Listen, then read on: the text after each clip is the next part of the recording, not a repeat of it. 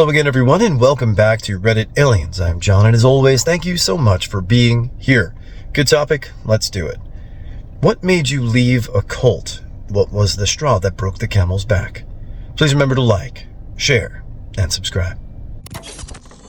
I hadn't really considered the term cult from my own experience until a therapist pointed it out. Growing up in a seemingly normal community with a tight-knit relationship and strong shared beliefs, it never struck me as anything but close. It was strict control over personal decisions that got me questioning. Every choice was scrutinized under the guise of spiritual well-being. It was the financial exploitation that hit me the hardest. We were constantly pressured to donate for various community projects that never seemed to materialize. But what broke me was when I discovered the leader's lavish lifestyle was funded by our so-called donations for the needy. Looking back, the red flags were there. Isolation from external influences, demonizing those who left, and aggressive responses to any form of criticism or questioning. The final straw was my little sister being denied medical treatment in favor of prayer. She's okay now, but that woke me up to the real danger we were in. My escape was anticlimactic, walking away into a world I'd been taught to fear but found to be more welcoming and forgiving than the judgmental eyes I left behind. It's been a journey of unlearning and relearning what community and faith really means. I was raised from 2 to 20 as a Jehovah's Witness, and it wasn't a sudden thing. It was a pebble at a time, with little inconsistencies and condescension. I was an early and avid reader turned into sponge, unrealized autism, who really hated non-answers. I asked hard-to-answer questions from age 7 when the congregation elders were introducing me to the theocratic ministry school so I could go preach, all science and philosophy related. You just gotta have faith didn't fly with me. FF to teens and the gossip, the blind eye to affairs and molestation, coupled with the school you just need God. Then the biggest thing was at 14 to 15. I caught a glimpse of a glitch in the matrix and just knew everyone there was attending out of fear, mostly social exclusion, but all the typical death cult stuff, save the nutters that claimed they were chosen by Jesus or whatever. Even though my faith was shattered by that point, I was still trapped with parents that controlled me, so I switched to a procedural escape plan. I managed to negotiate getting some college, and once done, I bailed hard and haven't ever looked back. To this day, I'm estranged from my family because of it. A friend or coworker of mine was in a cult. When he was 14, he was really smart with tech stuff and found a way past the internet filter. The whole internet was available to him, and when he researched his cult, he saw the FBI was looking for information about possible abuse happening within the cult. He contacted the FBI and made a deal. He would testify about the abuse, and in return, they could help him escape the cult. Escape means money, a job, and other resources to make it on his own outside the cult. He started as a stalker at a retail store, and now he's an assistant manager. Great guy. He's got a crazy cult name. None of us could pronounce it. It sounds vaguely similar to Mark, so that's what we call him. I would share the name of the cult, however, he is in hiding and is very scared of his ex-cult members, so for that reason I won't be disclosing that. He was not 14 when he started his job. He was 19 by the time he testified in court, escaped the cult, and got in contact with the FBI at 16. It took him 3 years of communication with the FBI before he was able to leave. I was a former scientist here, though I was only in for a few months. I left when I started fact-checking some of the things they were saying about L. Ron Hubbard. Their version of events makes it sound like he won World War II by himself. In fact, the closest he came to combat was launching depth charges at an earthquake. He also had some ties to a sex cult in the late 1940s that seriously rubbed me the wrong way. David Miscavige, the current leader of Scientology, is a snake too.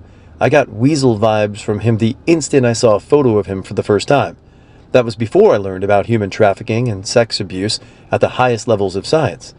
I couldn't leave fast enough once I found out what they really are. Unfortunately, the friend who recruited me is still on low-level staff. They've got him by the nuts. I wish I could help him, but I can't. Since peripheral stories are being told, here's mine. I rented a student apartment in a building that was bought up mid-lease by the Hare Krishna movement. I didn't belong, though I was invited for dinner and to talk any number of times. The operation was run by a man and woman with a small child, and her comments were instructive. I inherited a lot of money, but I'm glad they made decisions for me. The whole group was really incapable of thinking anything, though, to the point where an out-of-gas car mystified them. Really, that happened. They were pretty okay, though. The chanting coming up through the heating system was a little weird. The punchline is, when you join, you give them everything: cars, houses, etc. The question I never asked was, what about the kids? You can read up on what happened there, and the underage girls and likely boys who survived and subsequently sued them into near oblivion. I grew up in a prominent religious cult because of my mom. She would donate tens of thousands of dollars to the cult while I ate instant noodles every day that I had to cook for myself since elementary school. We were not allowed to visit doctors. I was chronically ill with asthma, among other undiagnosed health issues, but I was supposed to meditate to absolve myself of it and get better. I was heavily neglected as a child because she would spend every moment of her free time volunteering for the cult. They've also made me do tons of free labor for them ever since I was 5. She would drop me off in public places unsupervised as young as 6 years old because she was too busy volunteering for them. The other shoe dropped when there was infighting in the cult or jockeying for power in the local cult administration. My mom got bullied to the fringes by the people she was once close with. This alienated her a little bit, but she continued to practice on the fringes of the cult for years. By this time, I was around 17 years old and could declare that I wanted nothing to do with her religion. I was so scared to do so. 30 years later, she has renounced membership in the cult. She realized that most of the members die young, about 50, because they're not allowed to receive care. At 49 years old, she had one such experience where she was severely anemic and almost died. Some TCM doctors told her to get her ass to a doctor. Now she is 55 years old. Honestly, I think she finally grew up and matured a little, and that's why she left the cult. She didn't need to depend on it emotionally or socially anymore. I think I'm still in the process of leaving.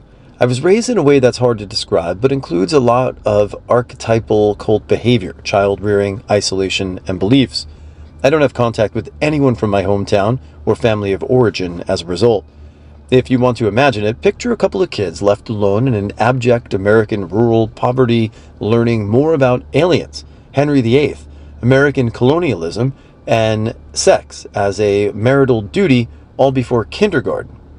I'm lucky. I got to go to public school eventually and sort of instinctually worked my way out over the course of my life. I was also able to access normal media. Not all my relatives of the same generation were as lucky. I was raised as a Jehovah's Witness. I bought into everything they said, hook, line, and sinker. For the first 25 years of my life, after a while, they were teaching me things that weren't just adding up. At first, I kind of shrugged it off, but over the years, things started to change a little. Then they started introducing go bags, sort of a bag of essentials for when the end of the world comes. They wanted us to have enough supplies to last several weeks so we could escape civilization and live off the land. I honestly thought they were playing a prank on us, and it would be revealed as a hidden camera joke. Nope, they were serious. I decided that day that being a JW was not going to be in my long-term plans in life. No effing way was I going to be some doomsday prepper. Peace out.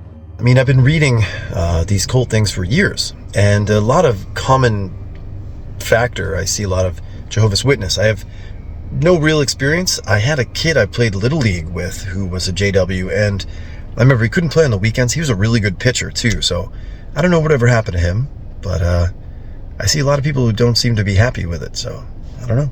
You know anybody? My last straw was a blinding realization I couldn't deny.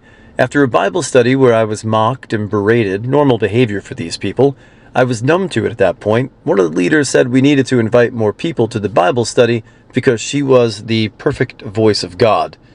Afterwards, I got in my car and I was putting on chapstick in the front car mirror, and this thought popped into my head. You're allowing yourself to be treated this way. It shook me to my core. Growing up in a cult completely takes away your sense of autonomy. When I realized that I could make my own choices, I left and never went back. I started a ton of drama with my family. I lost all my friends. But now, over 10 years later, I would make the same choice every time. It was the best decision I've ever made. I was a Jehovah's Witness. I realized that I didn't believe in it personally. I was brainwashed from a young age with praise and punishment depending on things I said and did, which caused me to do what I thought would make my family and friends happy and proud of me. Leaving was incredibly hard. Thankfully, I'm a strong person and didn't let it break me. It's been well over a decade, and I mourn the loss of people that I love and who won't ever talk to me, but I'm happy and free. If anyone is reading this who knows it's not right for them, any cult, do it. Leave. Yes, you'll lose everything. It'll be hard, and at times so dark that you think you'll die. You won't. You can get through it. There's life out there. Take the plunge and don't look back. I left my cultish church, an independent fundamentalist Baptist, because I realized they were peddling lies from the podium. I left in 2005 when I was 17 years old. Before then, I had been a member for many years, went to service 3 times a week, and also attended their affiliated private school as a student. They were literally telling the congregation made-up crap from chain emails like they were 100% true. And it's not like it was hard to verify the truth in 2005. But the biggest issue that led me to sever ties was when they told people that those with AIDS couldn't ever hug their loved ones because it's contagious. Something I knew to be a lie because I had watched the movie Philadelphia. I had already been disillusioned with the church for some time, but this realization was the straw that broke the camel's back. I never joined, but I attended a church for a while that turned out to be a cult. The moment they really made it clear, I told someone I wouldn't be there that coming Sunday because I had work. She asked, "Do you really need that job?" A friend later told me that someone she knew who went as far as being baptized there. Apparently, she wound up running home crying because of the way everyone overwhelmed her the moment it was done. Sorry, I don't recall details, but basically the members all swarmed her and started talking about everything she needed to do.